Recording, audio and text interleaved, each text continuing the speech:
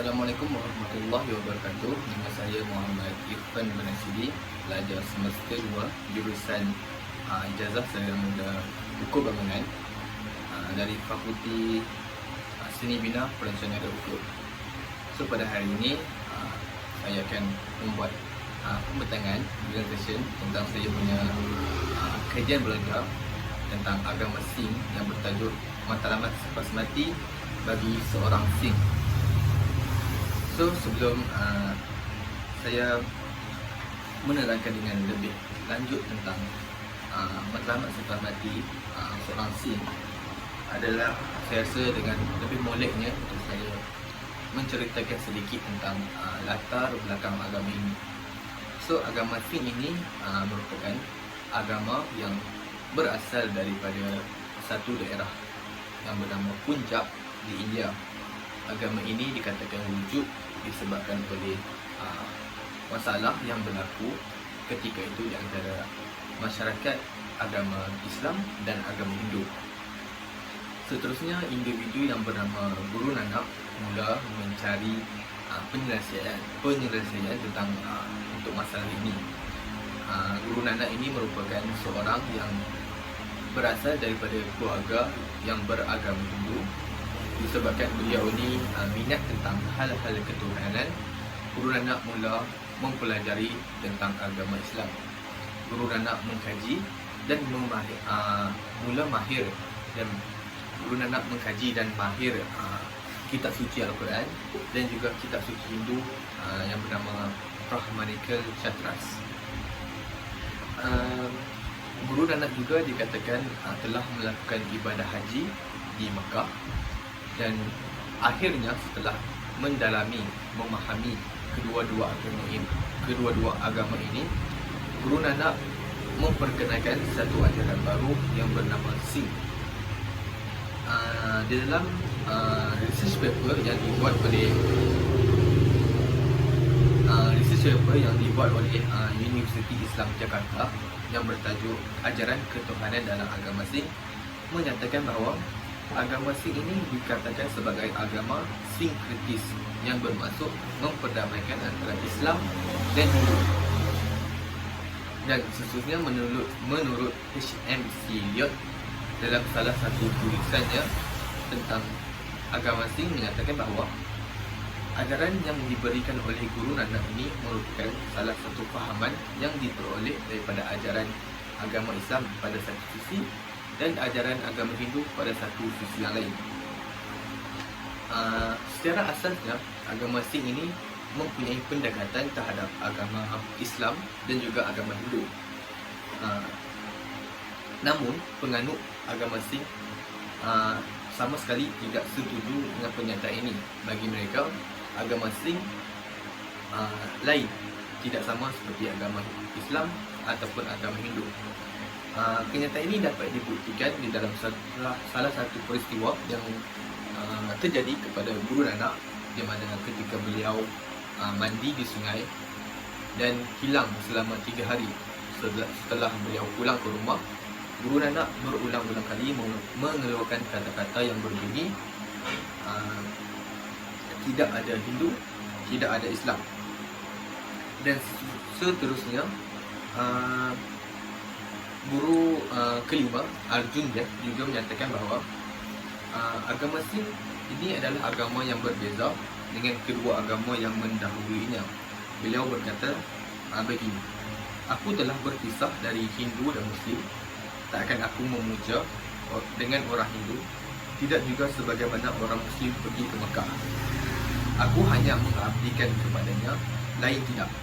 Takkan aku berdoa kepada berhala ataupun mengucapkan doa Muslim.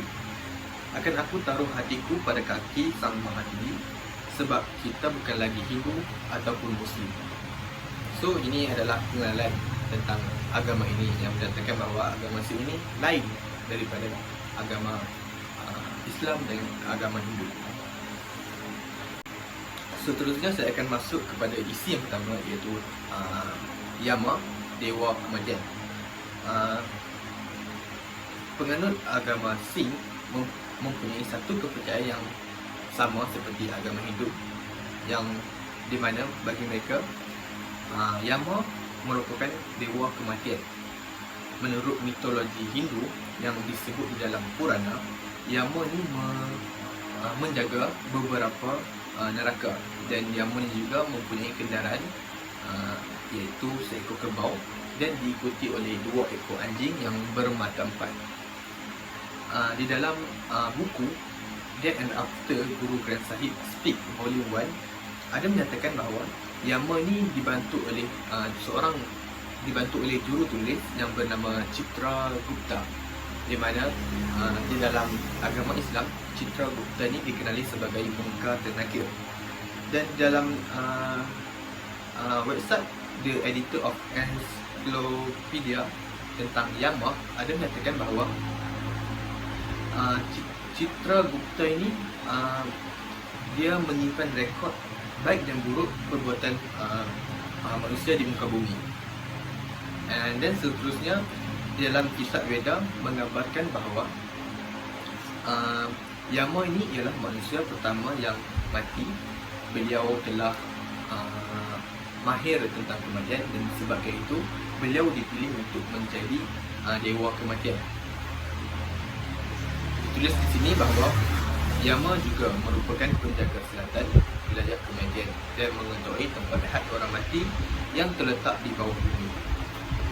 Dan kenyataan ini disokong oleh seorang penulis yang berkelulusan PhD dalam agama moden, menyatakan bahawa Yama adalah seorang manusia yang mati, manusia pertama yang mati, dan disebabkan itu beliau dijadikan dewa kematian.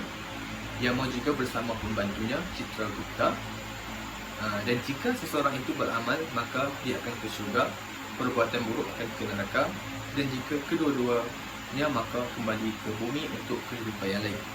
Kenyataan ini saya peroleh daripada salah satu buku yang bertajuk Yama, The Glorious Lord of the Otherworld. And then seterusnya di dalam buku Death and After Guru Granth Sahib Speak ada menyatakan bahawa Yama ni juga dikatakan berperanan sebagai Dharma Raja, yang bermaksud dewa keadilan. Dharma Raja ni harus menghakimi jenayah yang telah dilakukan oleh manusia. Disebabkan Yama dibantu oleh Citragupta yang menyimpan rekod baik dan buruk manusia, Yama ini dikatakan paling pakar dalam hal-hal kehakiman, dan disebabkan itu beliau dipilih untuk menjadi Dharma Raja. Di dalam kitab suci Singh, Adi Grant menyatakan bahawa Yama merupakan seorang dewa keadilan. Pembantunya akan membawa roh-roh ke hadapannya dan beliau akan bertindak sebagai Dharma Raja. Salah satu guru di dalam agama Singh yang bernama Guru Amadas berkata, ada perintah dari Tuhan untuk Dharma Raja untuk mentadbir keadilan yang benar. Jiwa-jiwa jahat yang dalam dualitas adalah di bawah peraturannya. Tetapi orang-orang yang merupakan harta kebaikan ilahi dan bermeditasi pada Tuhan Yang Maha Esa dalam fikiran mereka, Dharma Raja akan melayani mereka dengan baik. Seterusnya isi kedua tentang kematian, roh dan jasad. Bagi penganut Singh, mereka ni percaya kepada kematian. Bagi mereka, mati itu sesuatu yang benar dan ia merupakan rahsia Tuhan. Di dalam research paper yang bertajuk The Concept of Death in Gurbani, Singh ada menyatakan bahawa setiap yang hidup pasti akan mati. Masa kematian telah ditetapkan. Walaupun seseorang terlibat dalam kemalangan dan banyak bahagian tubuh yang rosak, walaupun dia menjalani operasi besar, dia akan pulih jika dia tidak ditakdirkan untuk mati. Dan seterusnya, Guru Bani ada juga mengatakan bahawa tidak ada yang bisa membunuhnya jika wahai Guru, Tuhan lindunginya. Dan seterusnya di dalam buku Death and After Guru Granth Sahib Speak menyatakan bahawa Guru Arjan Dev pernah memberi pandangannya tentang kematian yang berbunyi, kematian ini sama seperti petani menyemai benih untuk tanamannya.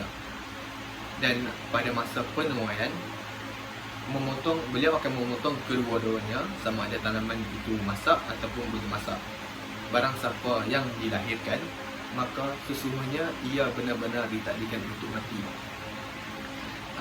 Khususnya dalam buku Death and After, Guru Grand Syed Speed juga menyatakan bahawa setiap saat yang berlalu mengurangkan jangka hayat kita. Jiwa tidak menyedarinya. Kematian umpama seekor tikus yang terus-menerus memotong tali kehidupan anda. Bagi agama Sikh juga mereka mempercayai bahawa roh itu sesuatu yang eternal, sesuatu yang kekal. Kematian itu berlaku, tetapi ia tidak memusnahkan apa-apa. Di dalam research paper Sikh and Life After Death yang ditulis oleh Sophia Black menyatakan bahawa kematian hanya pada jasad. Dengan roh, jasad hidup, tanpanya jasad itu mati. Dan pernyataan ini diperkukuhkan lagi apabila di dalam buku Death and After Guru Grand Syed Speed menyatakan bahawa apabila jasad itu mati, roh yang terdiri daripada nafas, minda dan akal itu tidak mati. Oleh itu, bagi Sikh, kematian ini hanya terjadi pada jasad. Dewa kematian ataupun Yama tidak boleh memusnahkan roh. Beliau hanya boleh memusnahkan jasad sahaja. Orang Sikh juga percaya selepas kematian, roh ini akan naik ke atas dan berjumpa dengan roh-roh yang telah mati terlebih dahulu. Ini dapat dibuktikan di dalam apabila kitab suci Sikh Adigrad menyatakan bahawa orang mati bertemu dengan orang mati. Dan tulisan ini diterangkan dengan lebih terperinci oleh Guru Arjan-Dev yang menyatakan bahawa roh-roh yang meninggalkan jasad di dunia akan bertemu dengan roh-roh yang telah meninggalkan jasad mereka yang terlebih dahulu. So itu adalah pandangan penganut Sikh tentang kematian roh dan jasad. Khususnya tentang isi ketiga, iaitu syurga dan neraka. Apabila kita sebut tentang kehidupan selepas mati, syurga dan neraka ini topik yang tidak boleh kita lari. Syurga dan neraka ini selalu dikaitkan dengan kehidupan selepas mati. Jadi bagi agama Sikh, mereka menerima idea pemahaman yang dibawa oleh agama Hindu, tetapi mereka menentang fahaman yang dibawa oleh agama Islam. Di dalam research paper Concept of Heaven and Hell in World Religion menyatakan bahawa Guru Nanak menerima idea pemahaman Hindu tentang syurga dan neraka, tetapi dengan tegas mengkritik dan menolak pandangan Islam. Dan Saint Kabir berkata di dalam Adigrad dengan pandangan bahawa jangan berharap rumah di syurga dan jangan takut untuk tinggal di neraka. Apa sahaja yang berlaku tetap akan berlaku. Dan Gauri Kabir dalam muka surat 337 menyatakan bahawa seorang Sikh ini mereka menolak syurga dan tidak takut kepada neraka. Dan pada muka surat 9 dan 9, Ramkali Kabir menyatakan bahawa seorang Sikh ini menolak kedua-dua mereka. Jadi bagi Sikh ini, syurga ni ialah apabila mereka mengenal Tuhan, dan neraka ini apabila mereka kembali ke kitaran samsara. Ketenangan yang dicapai iaitu syurga apabila seseorang itu menurut kehendak Tuhan dan melakukan kebaikan semasa kehidupan mereka. Jadi bagi agama Sikh ini, apabila mereka menurut perintah Tuhan, merenung kebesaran Tuhan dan ketenangan yang diperoleh semasa mereka merenung dan mengikut perintah Tuhan ini, itulah yang dikatakan sebagai syurga bagi penganut agama Sikh. Di dalam research paper Concept of Heaven and Hell in World Religion menyatakan tanpa melakukan tindakan yang baik, kehidupan seperti syurga tidak akan tercapai. Dan di dalam kitab suci Sikh ada menulis bahawa apabila seseorang memberi perhatian kepada kebijaksanaan, maka kebijaksanaan ini termaktub di dalam fikiran. Ini adalah keadaan kediaman di syurga. Pada muka surat 742 juga menyatakan bahawa syurga adalah tempat di mana pujian Tuhan dinyanyikan dan dia membawa iman kepada manusia. Seterusnya di dalam research paper Concept of Heaven and Hell in World Religion ada menyatakan bahawa dalam falsafah Nanekil ini tidak ada tempat yang dipanggil sebagai syurga ataupun neraka, di mana tempat orang ditakdirkan untuk selepas mati. Bagi penganut agama Sikh, mereka tidak mempercayai pada kasta sama ada di dunia ini ataupun selepas mati. Orang Sikh menganggap semua manusia adalah agama, dan setiap guru di dalam agama Sikh menafikan bahawa di luar bumi ini ataupun di alam semesta lain ada tempat yang bernama syurga dan neraka. Semua kenyataan ini dapat dibuktikan, dapat dikukuhkan lagi apabila guru kelima, Guru Arjun Dev, beliau menyatakan bahawa syurga dan neraka itu ada di sini. Kehilangan hubungan dengan hati nurani seseorang, kehilangan rasa keadilan, kehilangan kebenaran, kehilangan permainan yang adil, ini adalah dikatakan neraka. Sementara menjadi satu dengan Tuhan adalah syurga. Jadi ini adalah pandangan tentang syurga dan neraka bagi penganut beragama Sikh. Seterusnya isi keempat tentang samsara, reinkarnasi dan transmigrasi. Samsara ini ialah satu proses kelahiran, kematian dan kelahiran semula. Proses ini di dalam agama Sikh dan Hindu dipanggil sebagai kitaran samsara. Dan seterusnya reinkarnasi ini maklum tahu bahawa reinkarnasi ini ialah penjelmaan semula, dan transmigrasi ialah pemindahan roh ataupun pemindahan jiwa kepada jiwa yang lain. Semua fahaman ini ada di dalam agama Hindu dan Sikh percaya kepada semuanya. Di dalam research paper yang dibuat oleh University of Worcester tentang agama Sikh nyatakan bahawa penganut Sikh percaya bahawa kehidupan adalah kelahiran, kematian dan kelahiran semula, dan ini dikenali sebagai samsara. Sikh juga percaya kepada penjelmaan semula, iaitu kepercayaan bahawa manusia ini tidak hanya hidup sekali. Dan di dalam research paper Material on Hinduism dan Sikhism Religion menyatakan bahawa orang Sikh percaya mereka boleh belajar untuk hidup menjadi lebih dekat dengan Tuhan dengan mempunyai banyak peluang untuk hidup, iaitu jiwa bergerak dari satu kehidupan ke kehidupan yang lain. Dan idea ini dikenali sebagai transmigrasi jiwa.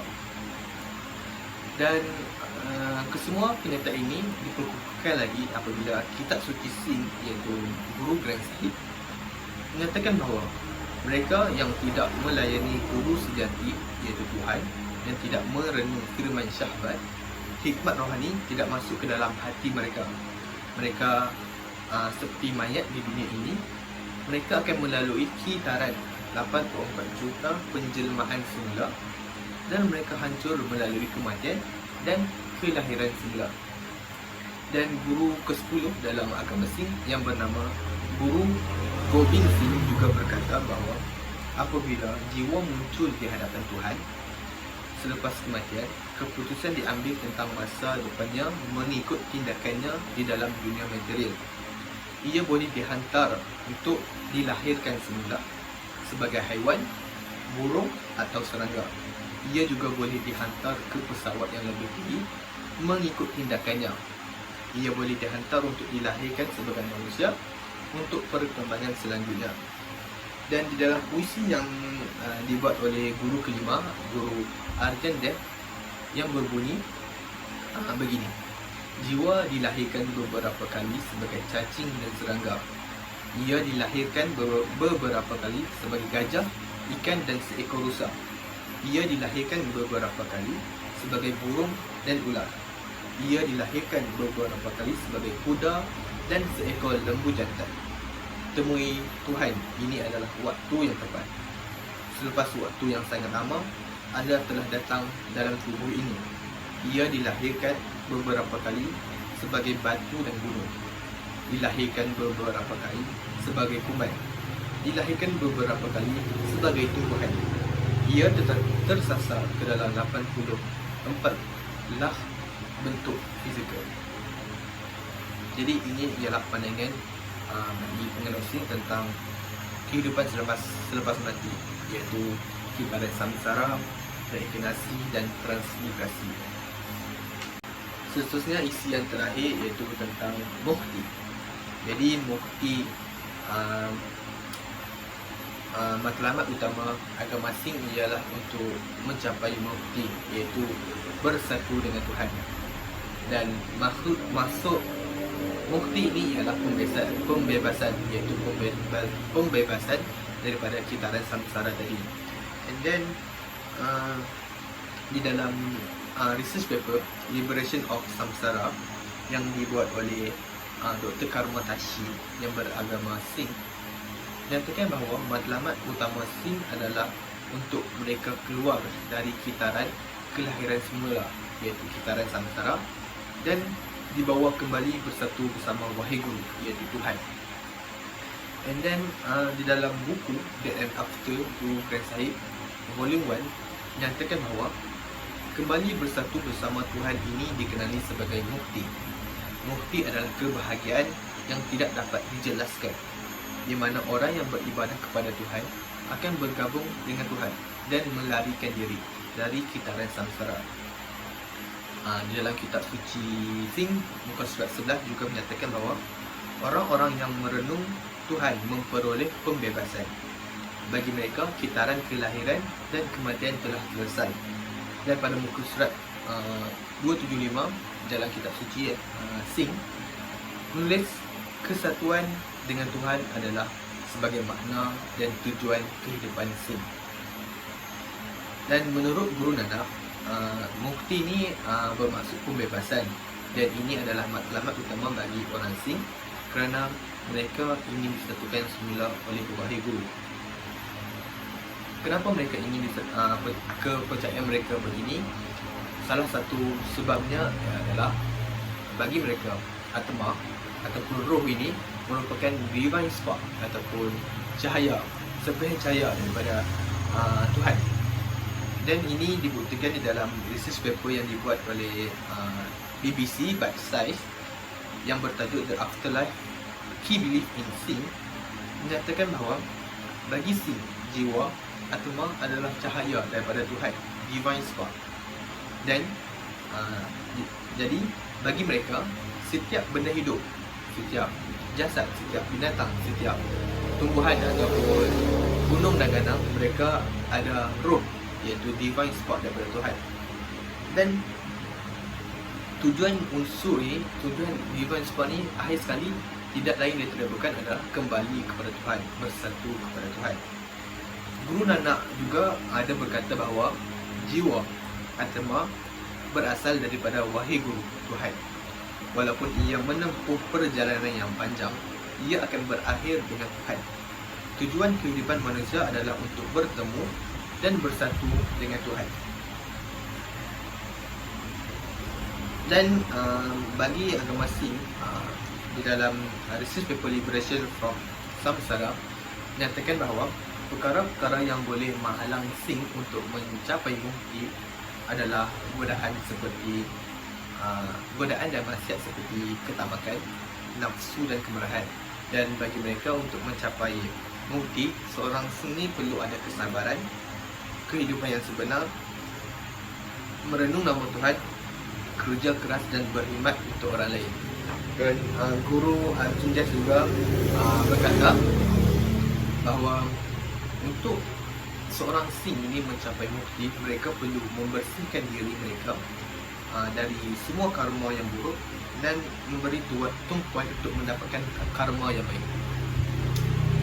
Jadi itu saja penerangan saya tentang matlamat selepas mati untuk penganut agama Sikh. Kesimpulan yang saya boleh buat ialah penganut agama Sikh ini percaya bahawa matlamat akhir mereka adalah bersatu dengan Tuhan. Hal ini disebabkan bagi mereka roh yang ada dalam jasad kita ini merupakan serpihan cahaya daripada Tuhan. Jadi roh ini perlulah kembali ataupun bersatu semula dengan Tuhan. Jadi untuk mereka mencapai mukti ini, mereka perlu keluar daripada kitaran samsara itu. Jikalau mereka kembali kepada proses yang sama, untuk mereka tidak mencapai mukti dan kembali kepada kitaran samsara ini, mereka dikatakan berada di dalam neraka. Jikalau mereka tidak keluar daripada kitaran samsara ini, mereka katakan kepercayaan mereka ialah kitaran samsara ini ialah satu neraka untuk mereka. Jadi untuk syurga itu adalah apabila mereka keluar daripada kitaran ini dan bersatu dengan Sikh. So itu saja daripada saya. Sekian, terima kasih.